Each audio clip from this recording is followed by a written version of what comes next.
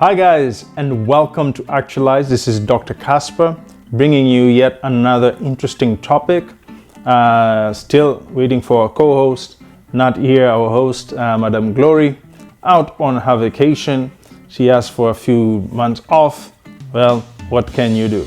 But anyway, we're going to wait for her to come in her time. In the meantime, you have me. I have questions from her that she has sent me. I don't look at the questions until I open them, and then this time I just know the questions will be on accountability. So join me as we have this discussion together and we talk about the question of accountability. As always, please like, subscribe, and share. And I'll get to the questions. Question number 1. What does it mean to be accountable, and why is it important? All right, interesting. What does it mean and why is it important? Right? When I hear words, I like to think through them, right? Accountant. If you think about accountants, right, it's all about numbers, and numbers have to be precise, right? You don't want an accountant who was doing your taxes or handling your business, and then they're just making up numbers, and they give you a report, and they say, hey, you know what? There's really no reason to be exact, right? Let's leave a few decimals out. Do we really have to count everything? Imagine an accountant like that. Would you hire such a person? Well, if we normally behave like that, don't we? Right? We normally do not want to be held to account. And so I think it is important because it means you're a person of precision. You're a person who we can trust your decimal, we can trust your rounding up, we can trust your numbers. Your word is what we say. And I think that's a great quality and a great character to even grow into. I'm not saying we all love accountability, because from the time we are young, we're always trying to make excuses for ourselves. So I think this is a great trait. It not only helps you, see, it's not just about others, it's about yourself, right? How can you be accountable to yourself, right? You have goals, you have visions at the beginning of the year. How do you maintain them?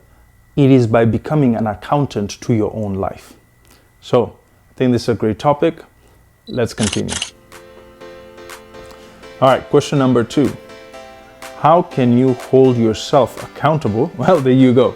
How can you hold yourself accountable for your actions and decisions? There you go. The only way I have found that you can keep yourself accountable is by documentation. One of the things about accountants is sometimes we call it external audits. An external audit is when a company calls in an outside accounting firm, for example, and they come and they audit. They go through all their numbers to make sure that everything is concise, everything is clear. Well, it's the same thing. If there's no documentation, how can there be an external audit? If you do not document your life, how can you audit your own life? This is why I always recommend for you to go ahead and buy a book of self-accountability. A book in which you can write your goals. Not only what people do, right? A lot of people have these books. I myself love them, where you write your vision goals, right? I want to do this, I want to do this. That's good. But there's something called a daily accountability. I'm trying to remember the name. We can call it a journal. I don't really think it's a journal, but like a diary. Can we call it a diary, right? When you have a diary, what you're able to do is write an account of everything you're going to do that day. That lets you know your ability to accomplish tasks. Number 2, it saves you a lot of time, right? It shows you how much time you're putting on social media, on your phone, because you have all these things that you want to accomplish in life. So personal accountability. How do I hold myself accountable for my actions and my decisions? By being able to document. If it's not documented, there will always be an excuse. Let me repeat that. If there is no documentation, there is no proof, right? So, hey, you have a goal. Even myself, I normally say, man, I'm going to cut back. I'm going to lose this, whatever weight or whatever. And let me tell you, it's always the same. If it's not written down, I will always violate what I said. But if it's written down, I have to go back and like, oh man, okay, I have to. So that's how you keep yourself accountable, okay? Well, let me say this before I continue. A lot of people love to get accountability partners, right? Buddies. It's good in one way, but the problem is you're putting your dependence and your weight on somebody else. Now, in certain scenarios and instances that are very serious, life-changing situations, yes, find an accountability partner. It's very important. But on some things, you need to develop what I call self-discipline, right? You cannot put all the weight of your future on somebody all the time. You have to be able to take personal responsibility. Number 3, how can you set clear expectations and goals to promote accountability? Well, I feel like I've already jumped into that, right? Which is, how can you set clear expectations and goals to promote your accountability? Let me talk about clear expectations. Sometimes we wake up and we want to be LeBron James. We want to jump and dunk and we want to sprint like Usain Bolt. And all of those are great. But I like what one person said. I think it was Mike Tyson. He said he was asked how can he help somebody or mentor somebody. He said it doesn't matter whether it's in the boxing ring or in other areas of life. He said, number 1, I need passion. I need to know that you have self-focus, self-discipline.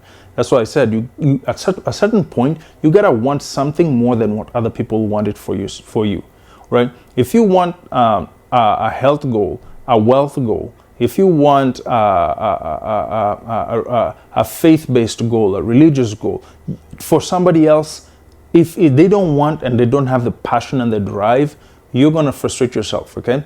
So it has to be from inside. So he said that's the first thing he's going to look for. Number 2, aptitude.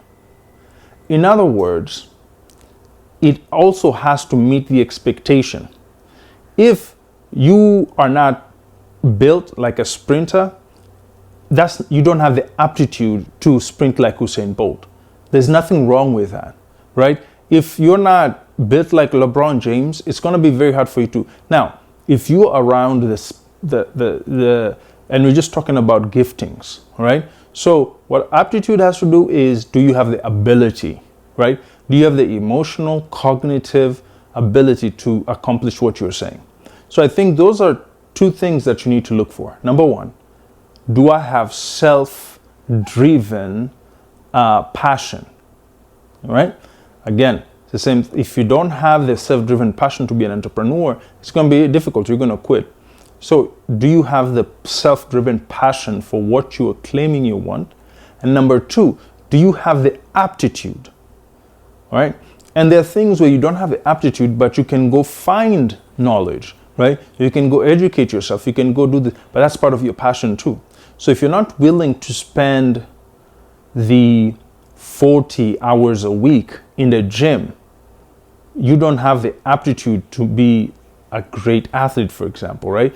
I'm over exaggerating, but yeah, it's like it is a full-time job to do certain things. So that's something aptitude and passion. Question number 4. What are some strategies for holding others accountable, such as team members or leaders? Wow. Okay, this is a good question, right? Not only self. What are some strategies of holding other people accountable, such as team leaders, team members, and leaders? Okay. Here's the reality. I go back again. If it is not stated, if it is not written down, there is no such thing as accountability.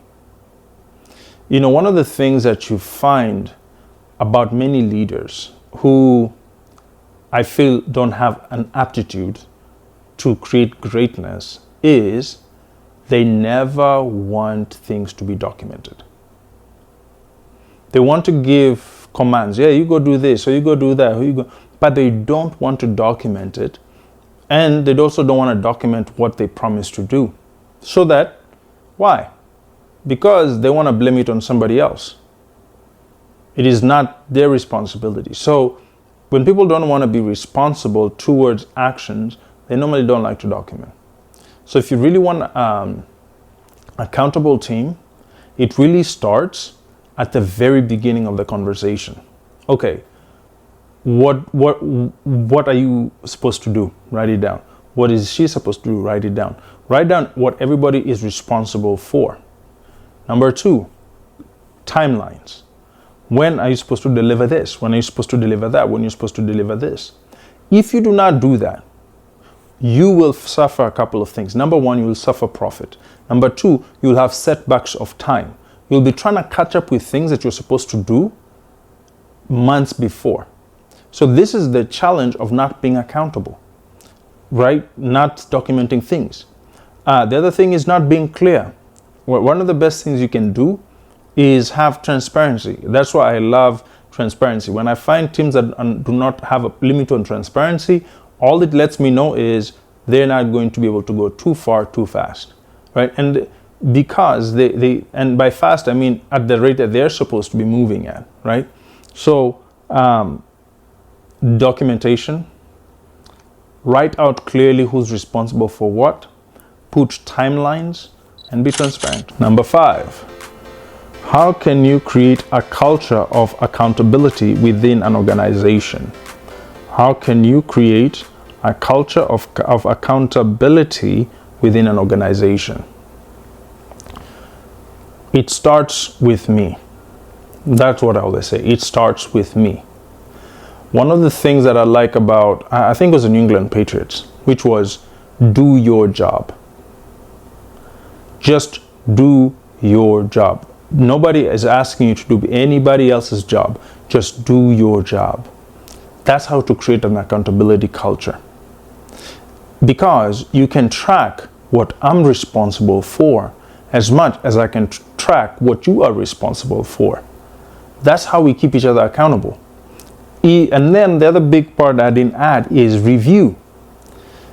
A team that does not have an open review, whether it's weekly, bi-weekly, monthly, you must have constant review of team members and leaders to see how the system is moving. Are people accomplishing their goals on time? Did we put realistic goals based on our aptitude and our abilities? Do we need to scale back? Do we, so this is the things we do. To just make promises doesn't make a difference. I can promise you the moon, the stars, and the heavens, and everything in between. But if you know I don't have the aptitude to do that, you've just wasted your time.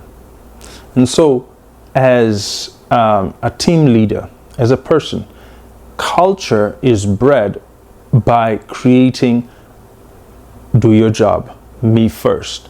I gotta be accountable to hold you accountable. And here's the thing, if the leaders are not accountable and they're expecting people to be accountable, that is going to be the biggest lie, because people follow what the leaders do. I hope this accountability discussion has been good. I don't know what your experience has been with accountability in organizations or personal life, right? But one thing I want to say is there's always a place that you can start. You can always start where you are. If you've not been accountable to your personal life, hey, today is a great day to start. Go buy a book, begin to have self-accountability. If your organization lacks the culture of accountability, hey, you have an opportunity as a leader. Restart, refresh, put the right things, put the right people in the right places who have aptitude to do what you expect them to do. Have realistic goals. Don't expect more than people can give or any less. And so I hope this has been good. Please let me know in the comments below your thoughts about accountability, your experiences with accountability. And as always, like, share, and follow us and subscribe and help us build this channel. Well, this has been Moment with Dr. Casper. I hope you guys have been blessed, and see you. Bye-bye. All right, accountability. All right.